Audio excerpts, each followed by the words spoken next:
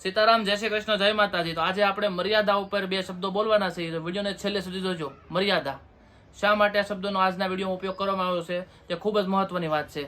મારા મિત્ર સાથે એક વાત થયેલી મર્યાદા શબ્દ વિશે, જેવી રીતે હું વ્લોગ્સ અને બધા વિડીયો બનાવી રહ્યો છું એ વિડીયો વિશે, કે મને આ વિડીયો બનાવવાની મારા ફેમિલી પાસેથી કેવી રીતે રજા મળી છે, કે ભાઈ અમારા ઘરમાં તો આવી રીતે છૂટી આપવામાં નથી આવતી વિડીયો બનાવવા માટે, જેવી રીતે મને છૂટી મળે છે એવી રીતે। તો મેં એને પૂછ્યું એવું કેમ, કે અમારા ઘરમાં પૂરેપૂરી મર્યાદા જાળવવામાં આવે છે, આવું કોઈ પણ પ્રકારની વાત અમારા ઘરમાં એ કે અલાઉડ નથી।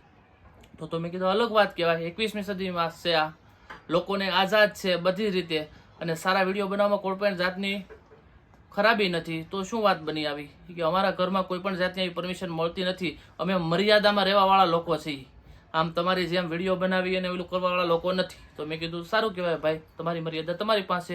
હવે ઘટના એવી ઘટે છે, 1 મહિના પછી આ વ્યક્તિને ઘરે મારે બેસવા જવા માટે હું ઘરેથી નીકળું છું, એના ઘરે હું પહોંચવા આવ્યો તો એમના ઘરની નીચે આખું એક ટોળું ઉભેલું હતું।